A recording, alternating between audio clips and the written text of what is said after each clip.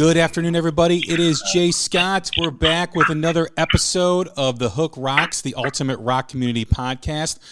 Hope everyone's doing well, staying safe. Everybody on the West Coast right now, hope you're doing well, especially with the fires that are just raging across Northern California all the way up into Washington. Hopefully, by the time this airs, things have settled down a little bit, but a lot of recovery over there. The whole country is concerned and, just trying to get right back into it. So, but we're here for you like we always are, talking rock music, talking about new bands, talking about interesting rock topics. And today we have from the Brazilian band Ego Kill Talent, we have Theo Vanderloo. What's going on, Theo? How are you? I'm good. What about you? I'm awesome, man. Thanks for doing this. I got turned on to you guys about a month ago and just been way into you guys, gone down the rabbit hole of Ego Kill Talent a couple of times and just impressed with your music and just awesome stuff. Thank you, man. That's great to hear. Thank you, man. We've been working hard. We are very happy with the new album, and it's always great to hear that our music is connecting to people, So I'm really happy to hear that you like it. For sure. So as we always do, every time we have a new first-time guest on The Hook Rocks, we always ask the same question, and that question is the essence of the show, which is just like every rock song has a hook that sucks you in. Every rock fan has a moment, whether it's a song, an album, a band, or a performance that hooked them on rock and roll. What was it for you? Oh, man. You mean like personally? What was the moment that for me personally I got hooked into rock? Yeah. I must say it was with Guns N' Roses back in Appetite for Destruction. I remember that I used to hear on the vinyl every morning before I would go to school. Like my school bus would stop by my house around like 7 a.m. So I would wake up around like 5:30, 6, just so I would have like 30 minutes to listen to Appetite for Destruction before going to school, So that album really got me, like, blown my mind away. I remember that when I heard it for the first time, I just felt that it's funny. Music have this thing or making you feel connected, and like you belonging. And that's how I felt with that album. And I immediately was like, okay, I want to make music. I want to make rock music. I want to be in a band. And yeah, for me, that was the moment. What was it about that album that connected with you? What was it about the music that made you want to get up early just so you could listen to it before you went to school? Man, honestly, I think back then I didn't really pay much attention to lyrics. Nowadays, I'm like, I love lyrics. I'm always trying to understand what the band is expressing, and in our band, it's something that I'm very involved with which is the lyric writing process. So, but back then I wasn't too much into the lyrics. I think it was more about the melodies and the harmonies and just how I would feel when I would listen to like Paradise City, just like that feeling, of, I don't know. I think Guns N' Roses have this vibe of being a kind of a gang, but not in a bad way, more in the sense like a movement, or like a family, if you will, like a brotherhood, like a brotherhood, exactly. So I just felt that in the song, So it, back then it was so cool because you would listen to the music and also look at the artwork, right? Nowadays with the DSPs, you almost, you can love a song and don't even know the album cover of that song, right? But back then, you would do, like, the experience would be listen to the music and look into the picture and look the artwork. So I remember doing that, actually. So I would be like listen to Paradise City or Rocket Queen or Sweet Child of Mine and look and stare at the picture of those guys all together and like ready to rock, So I guess all that vibe with the song, it was that, it really got me. Where did it go from there? You know, your introduction was Guns N' okay. Roses, and you know you play guitar, both bass and electric, or bass and lead guitar, I should say. Yeah. And where did it go from listening to Guns N' Roses to wanting to play an instrument? Yeah. Okay. So when I was listening to Guns N' Roses, I was like I said, I wanted to be in a band already. I just think it's funny, you know, because as you think about it, you kind of understand yourself more. So I've been talking about this in interviews. Like, okay, so when was the moment when we decided to have a band? And I think that what I realized is that the same way that band connected to me, I wanted to connect to other people. I think that was about it. So, okay, so you fast forward a few years. I was, like I said, hooked on Guns N' Roses. So they released Use Your Illusion 1 and 2, and I was like very much into these albums. And one day I got by mistake, I got the Metallica Black Album in, Secret Santa, that thing you do in school where you exchange gifts. Yes. So I asked for an Iron Maiden album, which I didn't know. I was an Iron Maiden fan, but I just like knew the covers and I know the artwork was amazing. So I was like, okay, it's time for me to find a new band, not to discover a new band and not be like only Guns N' Roses. So I asked for an Iron Maiden album, and I was like anyone because I just love the covers. But this girl from my school accidentally she gave me the Black Album, which when you think about it, I mean, I was looking for an Eddie cover, and then I got a full Black Album. So I was a little disappointed because I was really looking for the artwork. But then I listened to Metallica, the Black Album, and I was blown away by it. I was like, holy shit, this is taking everything to another level of heaviness, right? Because Metallica, it's heavier than Guns N' Roses. So I guess that was really when I got into like deciding to starting a band. I remember I wanted to have a guitar like James Hetfield's Explorer, and I think one of the first guitarists I ever learned was Enter Sandman. And I never was much into playing cover songs. I always wanted to like write new stuff, like I said, because I think I wanted to connect to people. And it was around then. So for me, it was all about those like early, like end of the 80s, early 90s, the scene, those rock bands. And that was when I decided, okay, I want to be in a rock band. And I was like, I don't know, 12, 13 years old. Who influenced you on guitar? Definitely James Hetfield, very, very much. I would say James Hetfield and Slash, those two for me were, I always was like blown away by Stevie Ray Vaughan, Jimi Hendrix. Like I said, I was a big Guns N' Roses and Metallica fan. So definitely Slash and James, those two were like really someone I would like look up to and try to look like, when I play and the way I used to put my guitar. And so, and even the guitar models that I would pick. What made you want to play on stage and be in a band? Yeah, it was like I said, man, it was definitely that feeling of trying to say something that would somehow connect to other people, because music have this thing, which is when you stop to think about it, it's crazy. Like, we are a band from Brazil. My family is from Holland. And so I've been always like in between Europe and Brazil. And I went a lot to the US when I was young because my dad lived there for a while. And music is something that just connects everyone. So I think this is fascinating. When you talk to someone in Amsterdam and someone, I don't know, in LA or New York and someone in Rio, that same song of a band can make all of them feel the same and relate to it. And I think that was the main reason, like I think music breaks the barrier that separate us and just reminds us that we are all the same, like deep inside, What about the history of Ego Kill Talent? How did you guys form? Where did you guys come from? Okay, so we are all from different cities in Brazil. Jean, who is one of the drummers, because we have two drummers in the band, he used to play on Sepultura.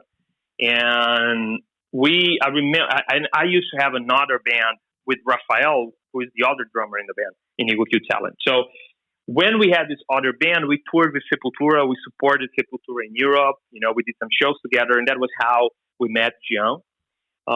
So you fast forward a few years, Jean ended up leaving Sepultura, and we had this thing in common that we both were living in São Paulo, but none of us was from São Paulo. So we had this kind of thing in common, which is, I'm here, but I'm not from here. So he left Sepultura and he called me and he was like, "Do you want to grab a coffee?" And I said, "Yeah, sure." So we went for a coffee, and he was like, "I just left the band. Not sure what I'm going to do, if I'm going to go back to my hometown or if I'm staying here. What are you up to?" And I was like, "Yeah, man." Back in that moment, I wasn't even like playing guitar. I think I was like for 5 years, like without even like touching my guitar. I was working as a music festival promoter. So I was like into the other side of the business.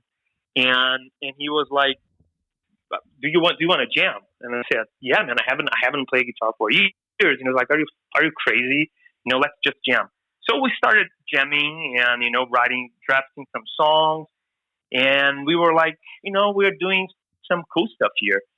So at some point, I remember that John Domayan from System of a Down, who is a very good friend, the drummer, he called me and he was like, "Okay, I'm heading to Brazil for holidays."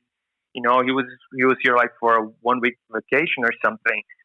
And he was like, do you want to meet up? And I said, "Yeah, sure." So we met up, around to the studio, and he didn't know I had a band, and was like, "Yeah, I got a news for you. I think I have a band." And then I said, "We're going to play for you and see if you like it." So we played like 3 songs. We didn't even have a singer back then. And he was like, "Okay, I think you guys have something solid. I think you have some you guys found something, some like artistic expression that you should perceive, and develop." And that for us was a big push, right? Because the guy is this huge band, and he thinks we have something. So we decided to move forward, and we found a singer, and decided, to pick a name, and we were all friends way before we had this band together. We already knew each other for like at least 15 years. And one thing that was like a common ground for all of us was really talking about, the challenges in life and how you can be your own, worst deceiver. And that's the ego, right? That's like that part of you that it's always scary. And because of that, make some like poor decisions and poor choices. And we've been, as friends and not even as musicians, we were like always, discussing about our weaker points. And we decided we should look for a name that would translate what we believe in and a message, like a statement of something that we would love to talk about, because we knew that if we put a band together, when we start giving interviews, people will ask stuff like, why the name of the band? And we wanted to talk about this because that's something that we all were always dealing with and have like much pleasure from talking about, So that was how we decided to pick the name. I remember we were looking for a name that was also a statement. And there is this saying, too much ego might kill your talent. And we looked at that, and those 3 words, ego, Q, talent, just jumped. And we were like, yeah, I think that's the name. And that was how we picked the name. And since then, we've been playing, and it's been like an awesome ride. That's one thing that is really unique about the name of the band, because it's a message, as well as something that, people can identify with, as well as a statement you guys want to make. So it's very unique in that not a lot of bands name themselves, and have a message within their name, which is really cool. And it's like I said, it's very unique. It's not done very often. Were you guys nervous that people may not get it, or maybe not, connect with it right away? Or was it a plan from the very beginning to talk about this message whenever, the band is interviewed or convey a message to whenever the band is communicating to their fan base? Yeah, well, when we looked at those, like I said, we looked at that saying, "Too much ego might kill your talent," and we just loved it. And when we saw those three words, we were like, okay, those three words are like when they put them together, they are strong. And we didn't put like kills on purpose because we just feel like it's more visceral, like ego kill talent. It's more like we just felt like it was more artistic for some reason. So in the beginning, we were like, okay, uh, we really we really relate to this name. We really relate to what it's standing for us. But how are people going to connect to it? How are people going to react to it, right?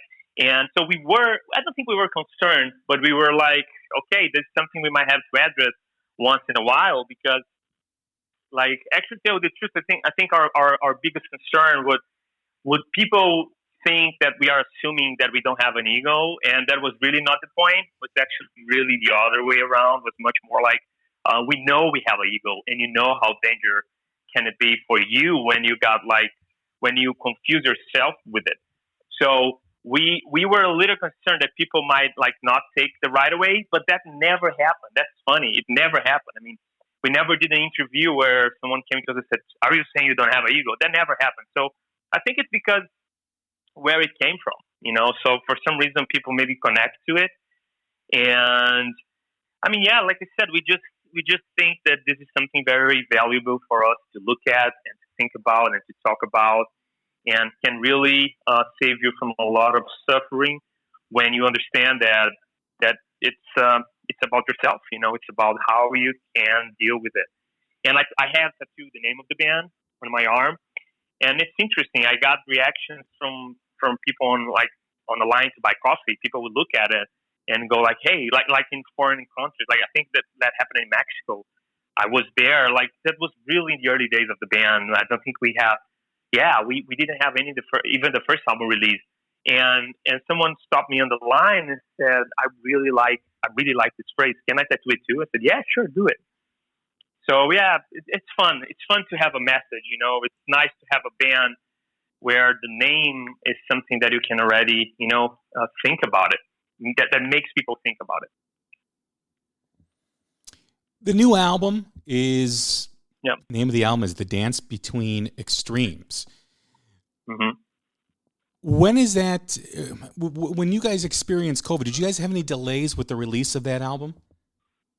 Yeah, actually, this pandemic situation changed everything.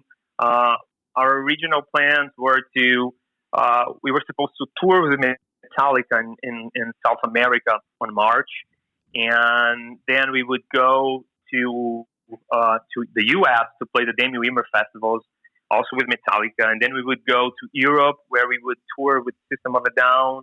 Then we had some shows with the Foo Fighters. We had some festivals aligned. I mean, it was supposed to be a great touring year for us, and we were planning to release the album like right in the beginning of this whole worldwide awesome tour. But then the pandemic came, and when it started, we were like, okay, we don't really know what's going to happen. Because if you remember, like right in the beginning, people were like, okay, is this for real? Is this just the flu? Is this, going away? Like in a month or two, we didn't know what was going to happen. So we decided to just put everything on hold, and including the album release. And like a month or two after that, we were like, okay, this is staying for a while. How are we going to handle it? So we decided to, instead of releasing the full album at once, we decided to slice it in 3 EPs and release it we I think released the first one a month ago, and we are releasing the second one in November and the third one around March. So yeah, it really changed the plans. Was there a different recording process with this? I mean, how do you guys collaborate when you guys are writing a new album? The way we write music, man, it's really collaborative. It's really like it's really all about the song. We don't really care who brought the riff idea, the guitar riff, or the lyrics, or the melody. It's not about that. It's about writing something that when we play, we feel good.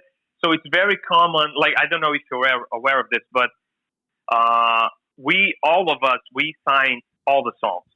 So it's not like I wrote this song, Jean wrote that song. It's not like that. We just feel like the healthiest way for us as a band to work together, it's not caring about who suggested what for the song, but just like how can we all collaborate and help getting the song to the best it can be, you know? So it's funny because I mean, there were situations where I remember that one of the songs in the album that I was listening to it, like the final mix of it. And there was this one phrase in the lyrics that I really liked it. And then I called Jonathan, the singer, and I said, man, I love this phrase. It's really, really powerful. And he was like, and I said, congratulations for it. And he was like, what are you talking about? You wrote that. And I started laughing because I didn't even remember. And that happens like with guitar riffs. So it might be a situation where one of us would bring a guitar riff idea, and then the other someone else in the band would just grab the guitar and play the slightly different. And we were like, oh, okay, that took to another level. So how would you say, who wrote that? You know, it's really, we really look at as how can we help each other on developing our own ideas and inspiration, you know? Well, that's interesting. You know, I mean, a lot of bands don't do that. And it's kind of like it goes back to that ego kill talent kind of message, right? Everybody has an ego, but you also have to do what's best for the group or best for the brotherhood that you have with your bandmates. And if giving everyone equal credit on the songs helps that, I mean, that says a lot about you guys as individuals and also as a collective unit, as a band. Absolutely, man. And we all have been in bands before, and we've been there. You know, we've been in that situation where let's say I would, like in a past band, that I would write a song, and then you can tell that someone else in the band is trying to suggest you something just so we can be on the credits. And that shouldn't be the reason. You know, the reason really should be about the music. And the way we look at it is, if we decided to be a band, it's like we are a collective. We are one artist. It's one band, but it's that band. That's the way we see it. It's like that band. If that band is signing the song or the album, that band is the artist, and we are all together a little piece of that artist. So that's the way we look at it. And once you do that, that was one of the first things we did. I remember, man, we had only 2 or 3 drafts. You know, it wasn't even songs. It was just drafts. And we were like, okay, before we take this to another level, let's agree that we're going to share credits no matter what. Because we knew that once we decided to do that, anything else, I mean, if anyone in the band would be, for some reason, pissed because someone messed with their guitar riff suggestion, that could only be ego. Because I mean, I don't have to mess with your riff if I have credits for it anyway. So if I'm suggesting something, it's because I really think it can be better than it is right now. And yeah, it was kind of like a safe. It was like a safe trigger that we had to remind ourselves what is the dynamic we're looking for with this band. You know. You mentioned that you were going to be touring with Metallica, doing shows with them in Brazil, and you also mentioned System of a Down. You know, one of the first things you said to me in this interview was the Metallica Black Album had such an impact on you. What's it like when you are sharing the stage and you're playing with them as part of a tour? Man, that for me that was a no-brainer. I mean, we already played with huge bands like the Foo Fighters, and that was an amazing experience. We feel so blessed by it. But like I said, Metallica was just a huge part of my growing up and deciding to play music, you know. And actually, me and Rafael, which is one of the drummers in the band, we met at the Metallica concert through a friend in common. So Metallica is a big part of our history. When we heard that there was even a chance for us to play with Metallica, we were like, holy shit, that's going to be fucking awesome. You know, it's like coming full circle. And when we heard it would be like the full tour, 4 or 5 stadiums, it was a no-brainer.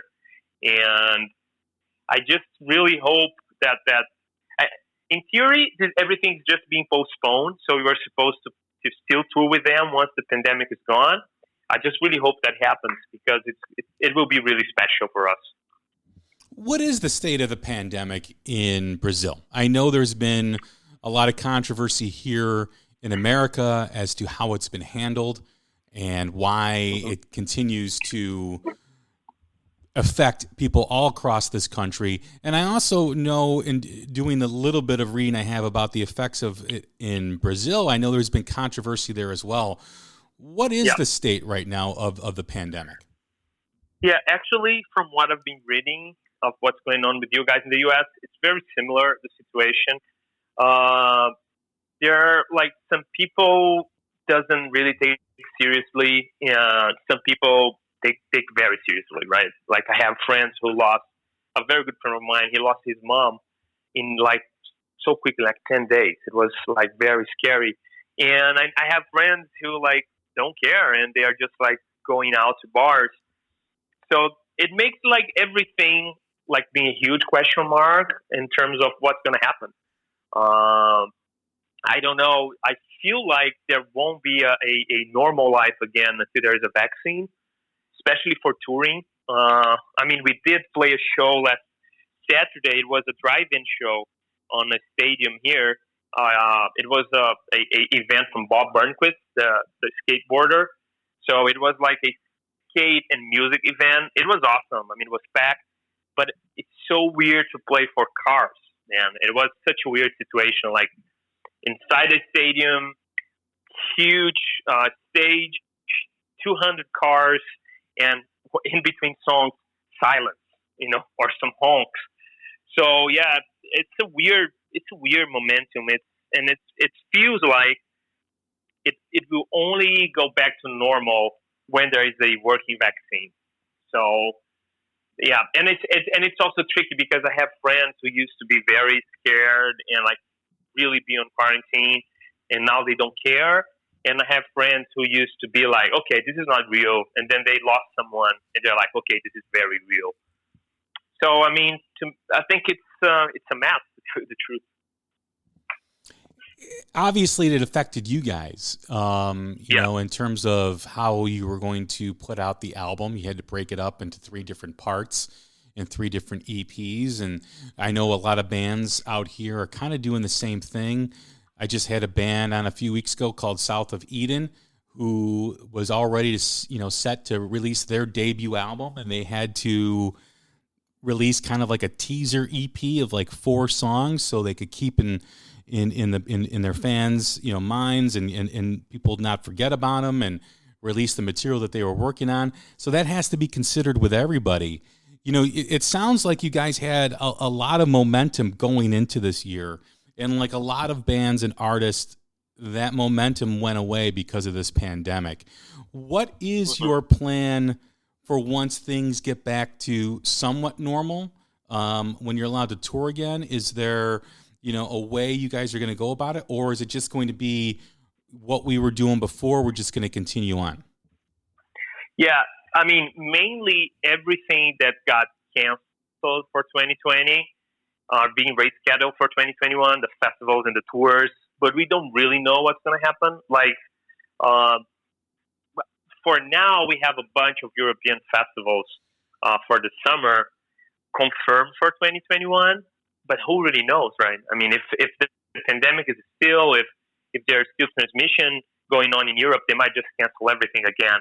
I guess that for us, we just feel like as soon as touring is possible, we want to tour as much as possible because we really are a live band. For us, it's really all about playing live, and it's a big part of our artistic expression, if you will, just because there is a extra connection that you have with the crowd that you can't really have through an album. So we just really want to tour, man. We just feel like we can't wait to perform this album live. Although we haven't even already fully released, we're already working on new songs and writing some new stuff. because we feel like we must be ready to have as much songs as possible once we can tour again. Yeah, I mean, that's so important, right? Because you're basically losing a year of touring, losing a year of, getting behind the album that you guys wanted to release. I know there was a lot of excitement for the new album from you guys, and to kind of put that on pause, well, what do you do? Well, I know there's a lot of bands out there that are writing music because, like you said, money is made on touring right now. So, and you can only tour really if you have new music to be putting out in front of the people. So if you're recording music or if you're writing music and still being creative during this whole downtime or lockdown, whatever you want to call it, it benefits you guys or benefits the bands because you guys can just keep releasing music as it goes and keep touring on that and hopefully recuperate whatever you lost during this pandemic in the future. Yes, that's it. Absolutely. And like I said, especially when you can't tour. So in our case, we are releasing this album through a major label, which is BMG. And like the release plan was a worldwide release plan. It still is a huge marketing plan, like worldwide. And the fact that you can tour to support that release makes everything more difficult, right? Like you and me, for instance, we're talking here. The right quote unquote thing to be happening would be for me when I finish this interview to say, okay, so see us live in our US tour in a month or two, right? And even meet you in person. So imagine with the radio stations and everything, touring is a big part, especially for a new band.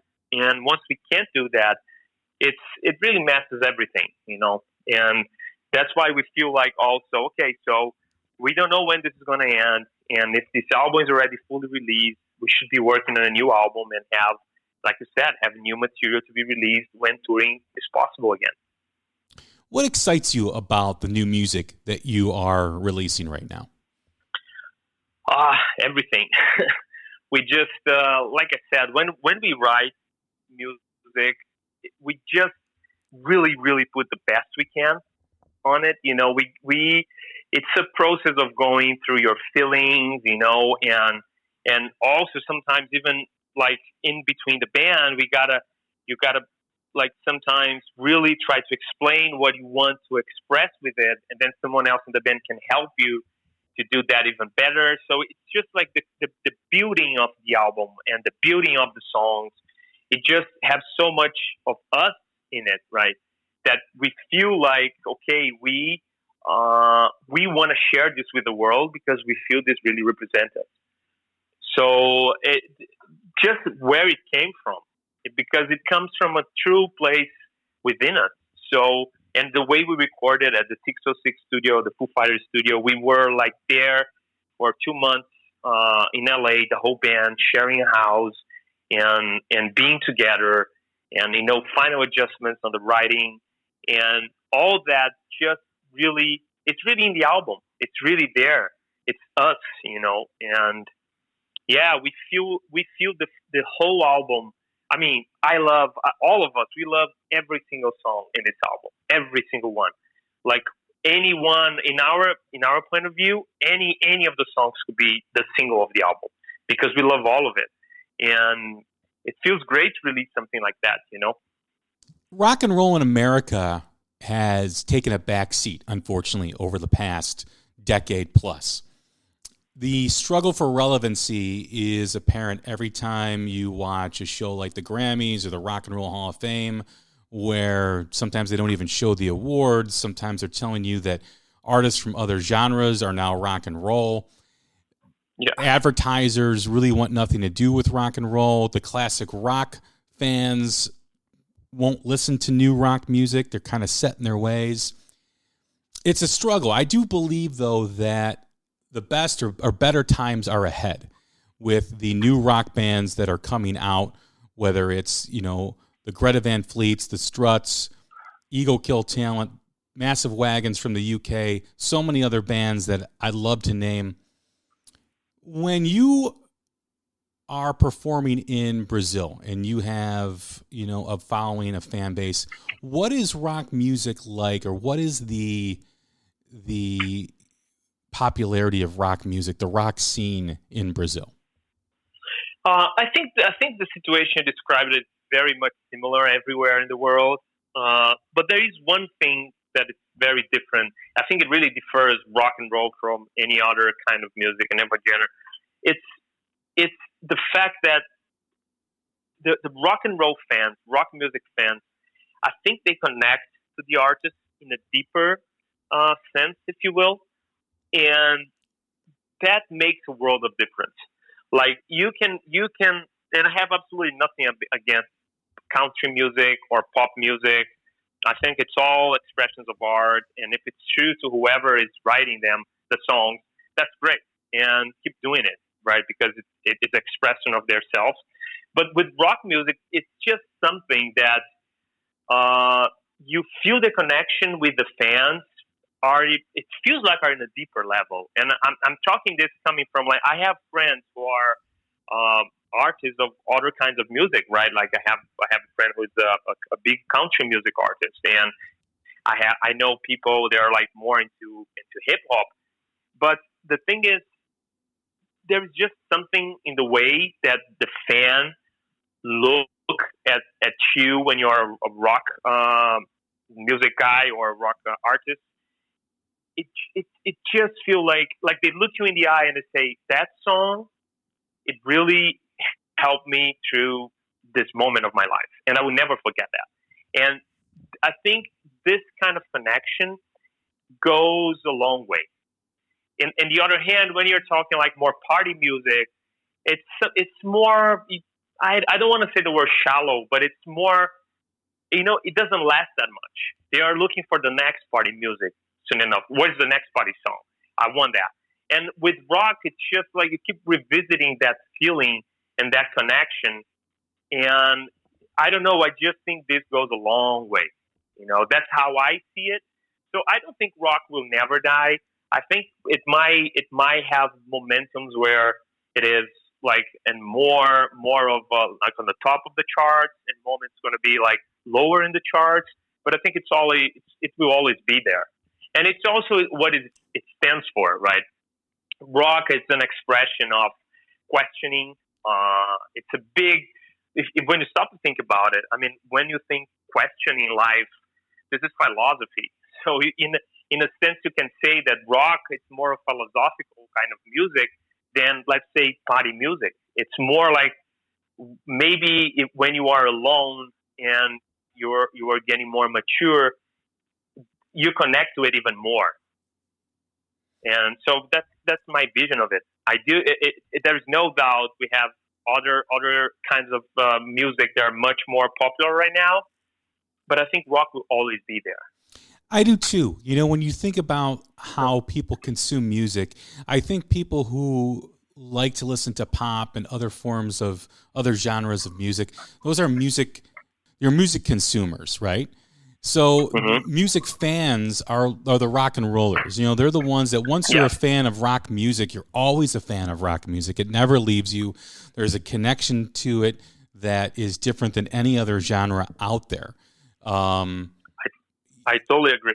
Yeah, but it just, I don't think it'll ever die. It just sometimes it takes a back seat to a lot of other genres. And I do think that, there's also, in terms of relevancy, the fact that advertisers are now gearing, their commercials or, their TV shows with more of a hip hop, pop style music. Like you talk about the Super Bowl where it didn't even have any rock and roll in it. But as I said when we first started this topic, I do believe that there's so many new great bands out there that 2020 I thought was going to be a big year for rock and roll. I think 2021 is going to be a big year for rock and roll because rock and roll has always relied on the angst and the middle finger of the youth and how it connects. And I think with this pandemic, with people being locked up and cooped up inside, I think that's there. and rock and roll has always been a healing power for that, or been able to connect with people going through that.